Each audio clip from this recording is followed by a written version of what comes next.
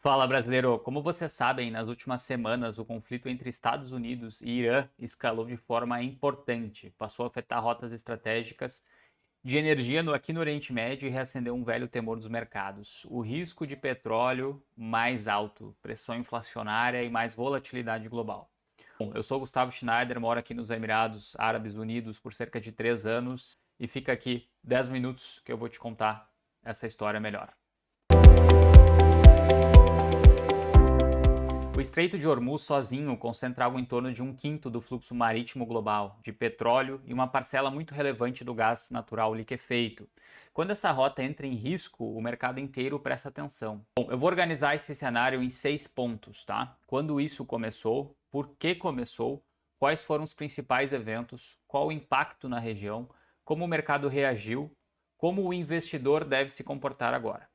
Bom, primeiro, precisamos separar contexto histórico de gatilho imediato. A rivalidade entre Estados Unidos e Irã não começou agora. Ela vem de décadas, com foco em influência regional, programa nuclear iraniano, milícias aliadas de Teherã no Oriente Médio e a presença militar americana na região.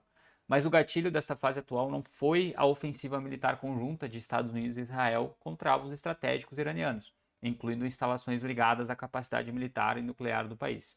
O discurso oficial do lado americano tem girado em torno de 3 objetivos: reduzir a capacidade militar do Irã, enfraquecer a sua infraestrutura estratégica e conter riscos associados ao programa nuclear e aos seus proxies regionais. Só que na prática, quando um conflito dessa magnitude começa, os objetivos políticos tendem a se ampliar e o mercado passa, né, a precificar não apenas o alvo principal, mas também o risco de um prolongamento e de contaminação regional. Tá?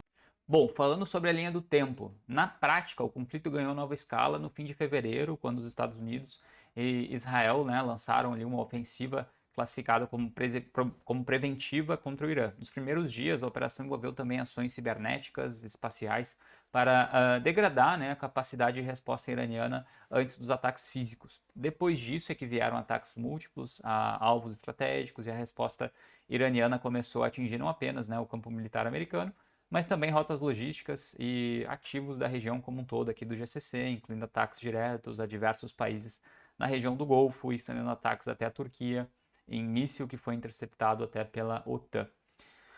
Mas, para o mercado financeiro, a pergunta realmente importante não é quem atacou quem, a pergunta é outra. Isso pode comprometer o fluxo de petróleo do Oriente Médio? E foi aí que o Estreito de Hormuz virou o centro do tabuleiro. O tráfego de petróleo foi fortemente afetado, petroleiros passaram a enfrentar ameaças e analistas começaram a discutir cenários de bloqueio parcial ou quase paralisação da rota. Entre os eventos mais relevantes até agora estão a escalada dos ataques contra ativos ligados ao petróleo em diversos países, além da deteriorização da navegação na região. Mais recentemente, houve a ofensiva americana sobre Karg Island, ponto central da infraestrutura petrolífera iraniana, ilha que responde aí a cerca de 90% das exportações de petróleo do Irã, e pode ser ponto estratégico fundamental de negociação dos Estados Unidos com o regime iraniano. Entrando na linha de tempo e eventos relevantes, né, o impacto regional ele já é concreto. Não estamos falando apenas de tensão diplomática, o fechamento e interrupções das operações, pressão sobre portos e aeroportos, logísticas, turismo, frete, infraestrutura crítica. Sem dúvidas, esse quadro se apresenta como a maior disrupção empresarial aqui no Golfo desde a pandemia, com fechamento de aeroportos, paralisações portuárias e aumento abrupto da volatilidade dos mercados locais. Aqui nos Emirados, por exemplo, houve suspensão parcial de operações de carregamento em Fujairah após o ataque com drone e incêndios, né? Isso em Port Jebel Jais também, obviamente, né? Isso é relevante porque Fujairah tem papel estratégico, né? Justamente por estar fora do Estreito de Hormuz, funcionando como rota alternativa. Quando essa alternativa sofre pressão, né, o mercado entende que o risco regional subiu de patamar. Então, além disso, o impacto já começa a aparecer também em frete aéreo e comércio. As tarifas de transporte aéreo subiram fortemente em algumas rotas e há relato de navios bloqueados, desvio de cargas e encarecimento logístico de itens de consumo. Em outras palavras, não é apenas um choque de manchete, é um choque com efeitos operacionais bem reais.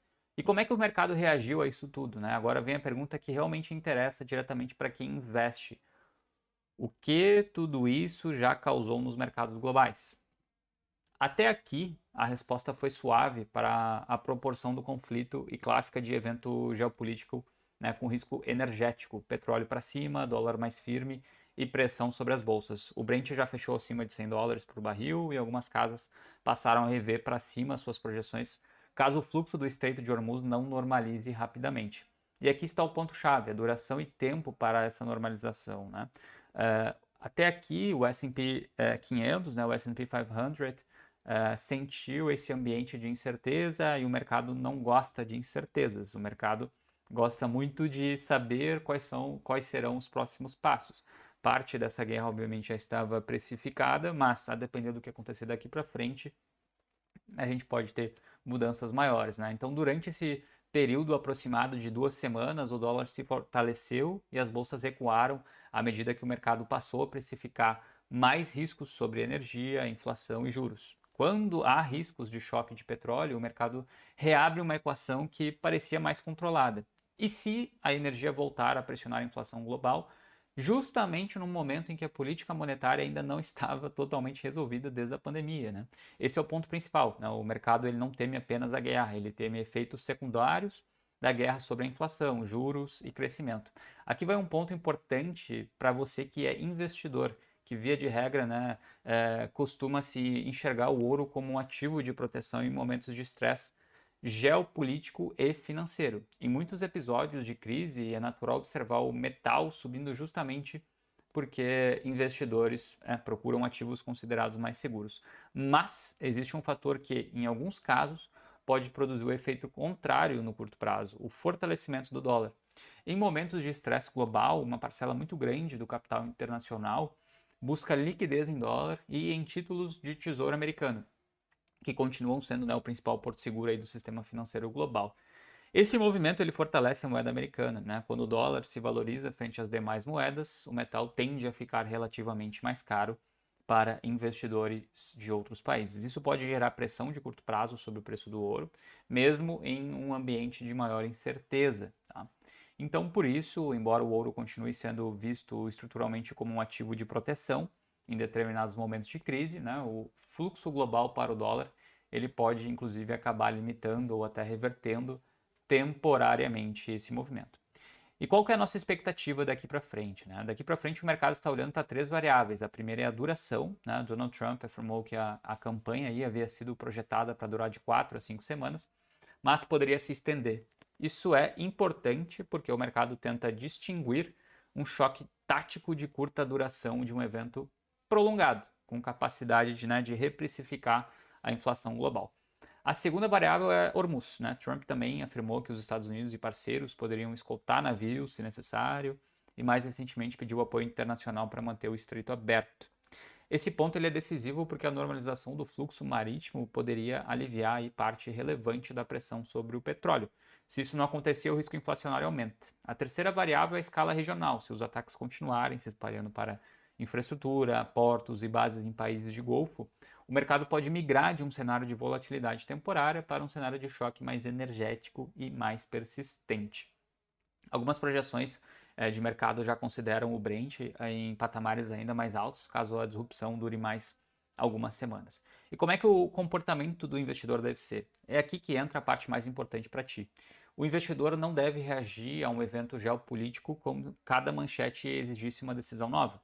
Aquilo que falamos aos nossos clientes da consultoria de forma muito clara é o seguinte: sem decisões emocionais, apenas perspectiva. A mensagem central é que episódios geopolíticos eles costumam gerar ruído, medo, volatilidade, mas historicamente nem sempre significam destruição estrutural de valor. O ponto não é ignorar o risco, o ponto é diferenciar choque de curto prazo de tese de longo prazo. Então, na prática, isso significa 3 coisas. Primeiro, a gente tem que ter clareza, entender o que realmente mudou na tua tese. Segundo, é disciplina, né? Não desmontar uma estratégia de longo prazo por causa de movimentos de curtíssimo prazo. E terceiro, termos horizonte. Ativos de longo prazo eles não devem ser julgados pelo preço de uma semana. Se a tese permanece válida, a volatilidade pode representar oportunidade. Se a tese mudou, aí sim faz sentido reavaliar. Né? Então, para o investidor que é mais conservador, o foco tende a ser preservação de liquidez e evitar movimentos impulsivos. Para o investidor que é mais moderado, eu diria, o ponto central aqui é rebalanceamento e disciplina. E para o investidor mais arrojado, momentos assim frequentemente exigem bastante sangue frio para separar ruído de preço. Em todos os casos, a lógica é a mesma, né? Não confundir manchete com fundamento. Conflitos passam, os mercados se ajustam, o investidor disciplinado não tenta prever cada manchete, ele procura manter coerência estratégica enquanto o ruído domina o noticiário. Então aqui eu sei que momentos como esse costumam levantar uma pergunta importante para vocês, investidores. O meu portfólio está realmente preparado para atravessar cenários de crise e volatilidade global? Se você quer uma opinião profissional sobre como seus investimentos estão posicionados, especialmente em um cenário como esse, você pode conversar com a nossa equipe. Aqui na S&P Financial Consultancy, nós ajudamos investidores a estruturar portfólios globais com foco em diversificação, gestão de risco e visão de longo prazo. Se fizer sentido para você, entre em contato conosco para uma conversa sem compromisso. Nós podemos fazer uma análise inicial gratuita do teu portfólio e avaliar se a sua alocação está alinhada aí com os teus objetivos e com o cenário global atual.